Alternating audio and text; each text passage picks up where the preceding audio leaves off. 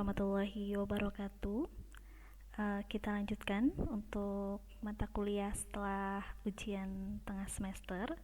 Kita masuk ke materi selanjutnya, yaitu hukum perikatan dalam Islam, atau biasa disebut atau dikenal dengan akad gitu. Jadi bagaimana sih Islam ini memandang akad jual beli gitu, atau akad kegiatan di dalam kegiatan perekonomian.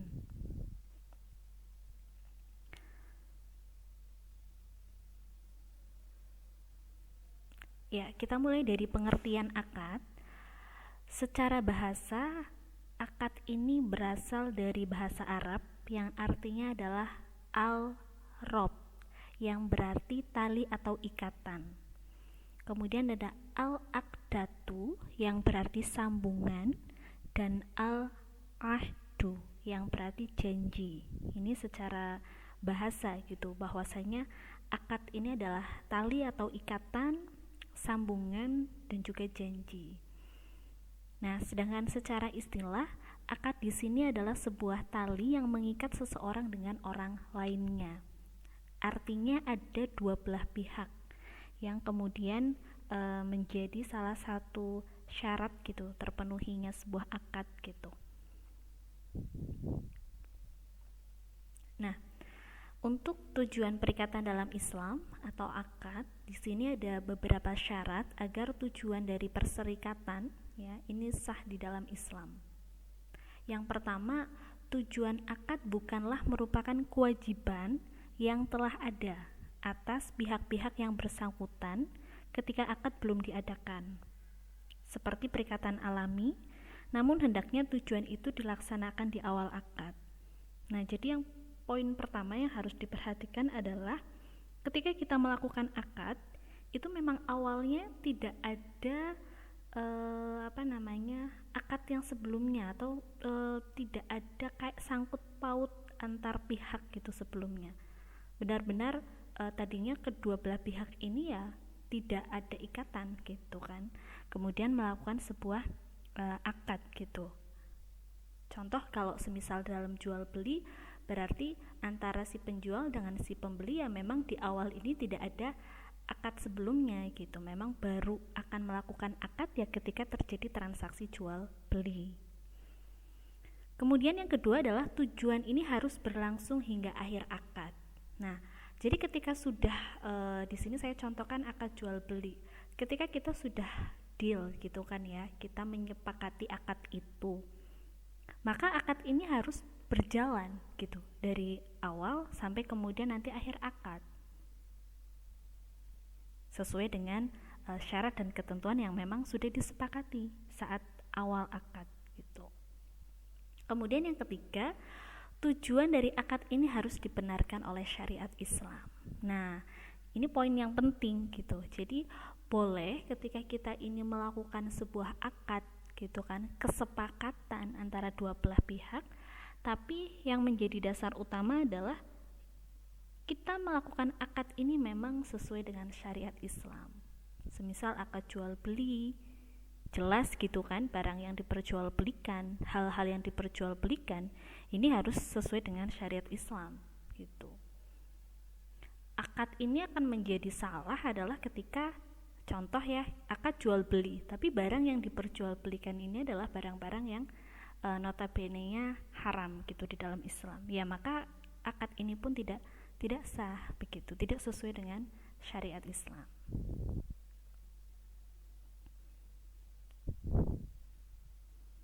Nah, yang menjadi dasar hukum di dalam perikatan atau akad di dalam Islam ini ada Al-Quran, kemudian ada hadis. Untuk di Al-Quran, di Quran Surat Ali Imran ayat 76, bukan demikian. Sebenarnya siapa yang menepati janji yang dibuatnya dan bertakwa, maka sesungguhnya Allah menyukai orang-orang yang bertakwa. Kemudian ada juga di Quran Surat Al-Maidah, ini ayatnya saya lupa mencantumkan, hai orang-orang yang beriman, penuhilah akad-akad itu. Nah, jadi ketika kita sudah melakukan akad, harapannya kita harus memenuhi. Tadi syaratnya adalah dipenuhi sampai akhir begitu. Di dalam Islam ini selain ada landasan gitu kan, dari selain tadi pengertian, kemudian ada landasan begitu. Selanjutnya ada rukun. Nah, akad ini harus jelas gitu rukunnya. Yang pertama adalah akid. Akid ini adalah dua pihak atau para pelaku perikatan yang terlibat gitu. Jadi pihak-pihak yang terlibat di dalam sebuah perikatan.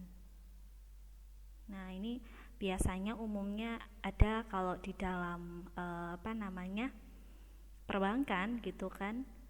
Perbankan syariah ada debitur, ada kreditur. Atau di dalam jual beli berarti ada pembeli, ada penjual. Nah, ini adalah orang-orang yang kemudian melakukan akad gitu. Disebutnya di sini adalah akid ya, pihak yang kemudian atau para pelaku perserikatan. Kemudian ada mahalul aqdi atau ma'qud alaih. Nah, ini adalah objek dari perikatan atau akad ini. Begitu ya. Jadi ini objeknya gitu. Kemudian ada di sini maudul aqdi, yaitu tujuan pokok dari akad itu sendiri. Apa sih tujuan gitu kan dilakukan akad tersebut gitu. Semisal kalau ke perbankan syariah gitu, bisa saja tujuannya adalah permodalan gitu kan, yaitu akadnya berarti di sini yang dijadikan akad adalah akad mudharabah gitu, kaitan bank memberikan modal kepada nasabah begitu kan untuk usaha. Nanti ketika ada keuntungan dibagi dengan bagi hasil. Nah, itu kan jelas gitu. Jadi tujuan dari akad ini apa gitu.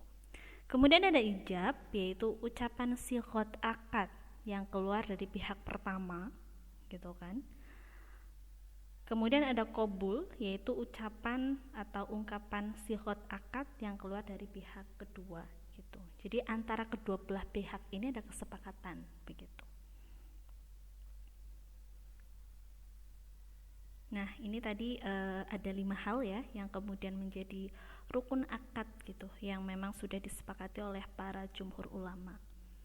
Nah, selanjutnya di sini ada juga syarat perikatan di dalam Islam.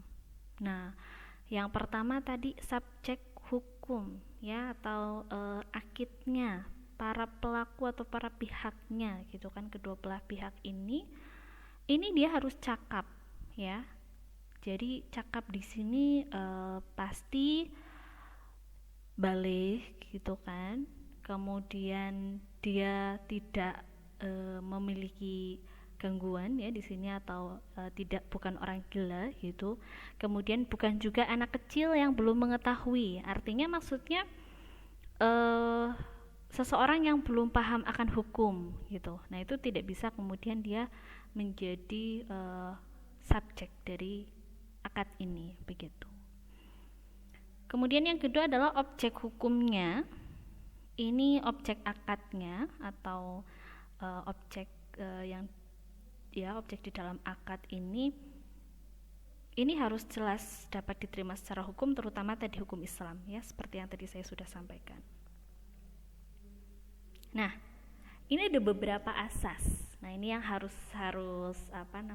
kita pahami begitu di dalam sebuah ekonomi Islam. Ini kita ada asas di dalam sebuah akad gitu. Yang pertama di sini asas ketuhanan atau tauhid.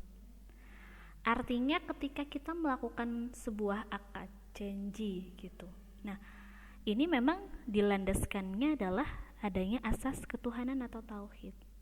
Bahwasannya memang di sini kita menjadikan Allah gitu kan sebagai satu-satunya gitu kan, sebagai satu-satunya tujuan gitu ketika kita melakukan sebuah akad gitu. Tidak ada niatan-niatan lain gitu. Harus sesuai dengan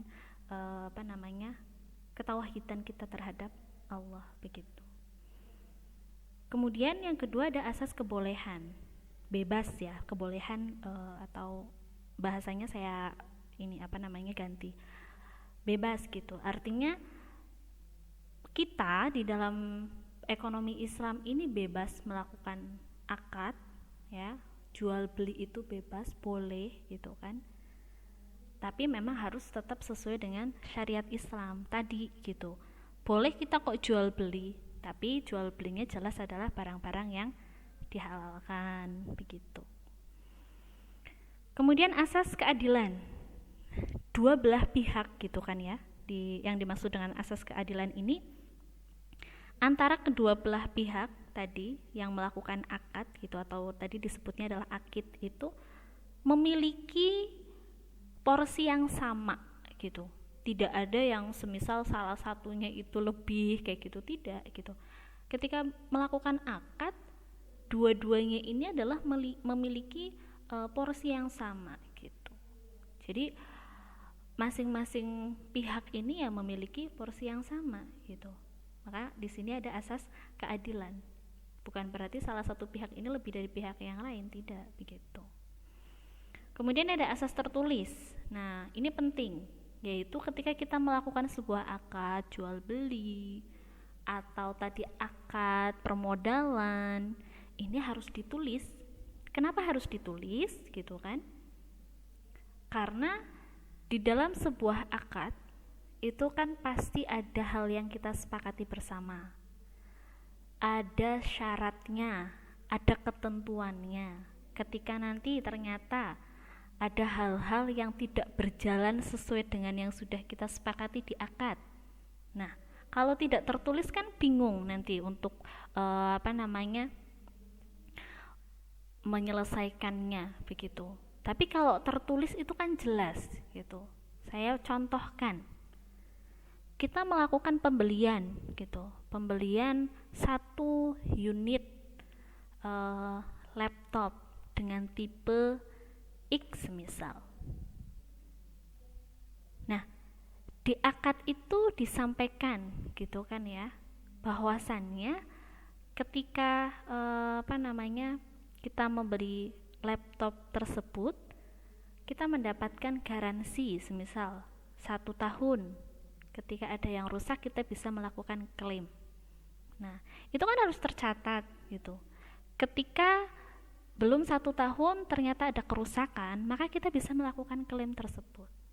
Tapi kalau semisal nih kita tidak melakukan pencatatan, tidak ada buktinya, nah nanti kita sudah membeli 1 unit laptop tersebut gitu kan, ternyata ada kerusakan, kita nggak bisa klaim gitu. Nah, ini pentingnya sebuah akad ini harus tertulis gitu. Jadi di dalam akad itu ada banyak yang harus kemudian kita sepakati dulu gitu kan ya, ketentuan-ketentuannya seperti apa, agar akad itu bisa berjalan dari awal sampai akhir gitu. Kemudian di sini ada asas kerelaan atau konsensualisme. Jadi di dalam sebuah akad, ya contohnya akad jual beli, ini tuh tidak ada pemaksaan di sana, gitu kan? Ya kalau semisal penjual ini melakukan promosi, gitu kan, ya wajar gitu kan, menarik kita untuk kemudian melakukan pembelian, itu wajar. Tapi sampai akhirnya kita memutuskan untuk melakukan pembelian suatu produk, suatu barang, itu sudah asas kerelaan dari masing-masing pihak gitu, bahwasanya itu ada produk, saya beli gitu kan, kita sepakati akad jual beli, itu diantara dua belah pihak ini tidak ada yang merasa dipaksa begitu. Kemudian selanjutnya asas perjanjian itu mengikat. Nah, maksudnya akad yang memang sudah disepakati ini mengikat dari awal sampai akhir.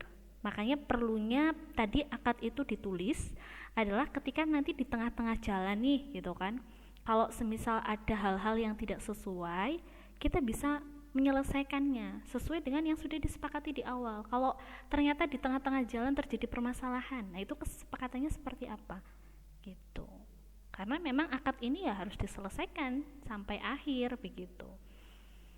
Kemudian ada asas persamaan hukum, ini sebenarnya hampir sama dengan asas keadilan tadi ya. Di dua belah pihak ini memiliki hak yang sama begitu.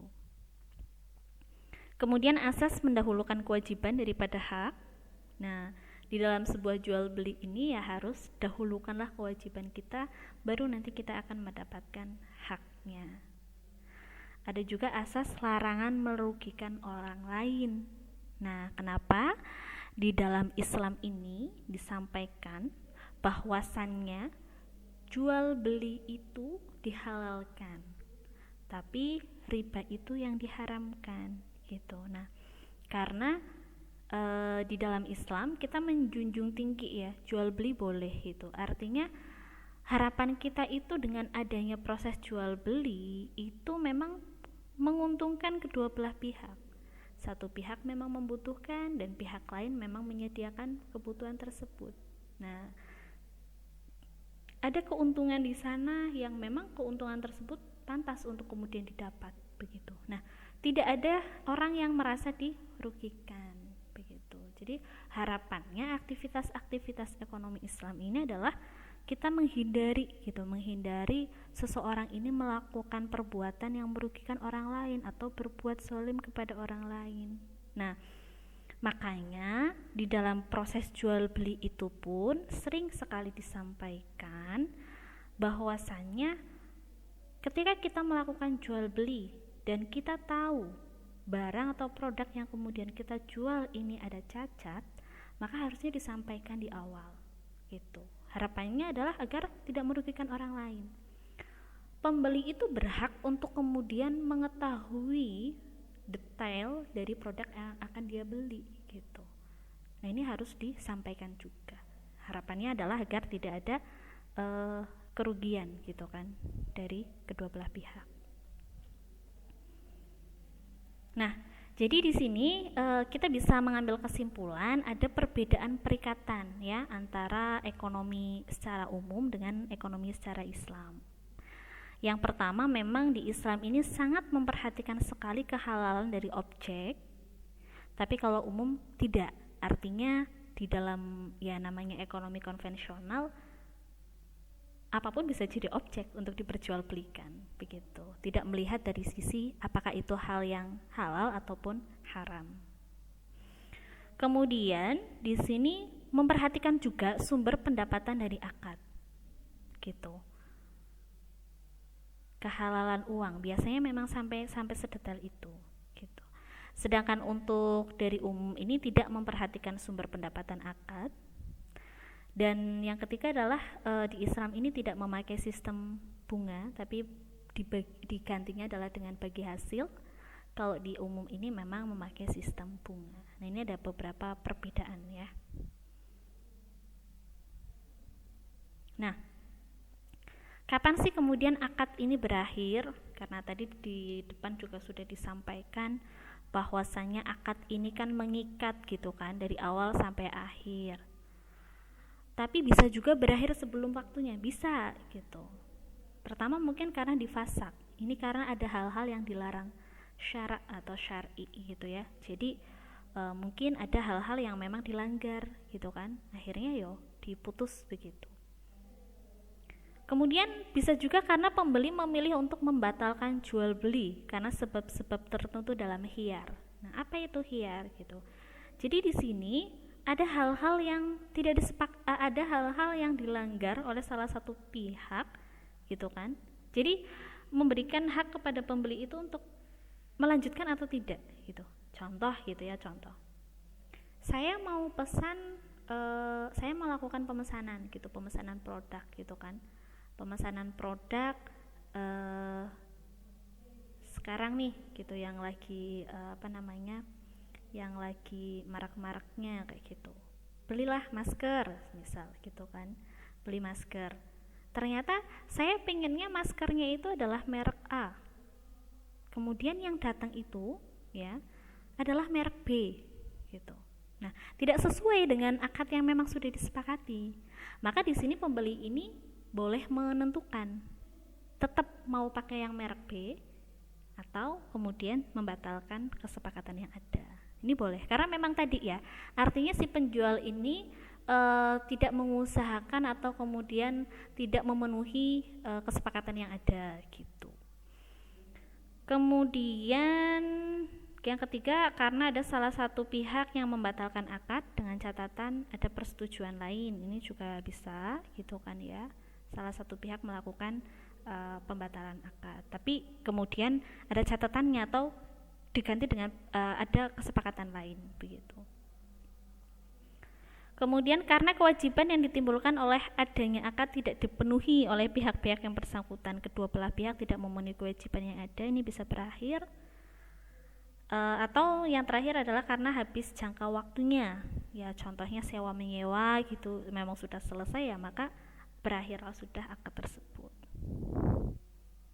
Nah, jadi mungkin itu yang bisa saya sampaikan materi tentang akad. Monggo kalau memang ada yang mau didiskusikan, mau ditanyakan, silahkan bisa komen baik itu di Google Classroom ataupun di kolom komentar di YouTube.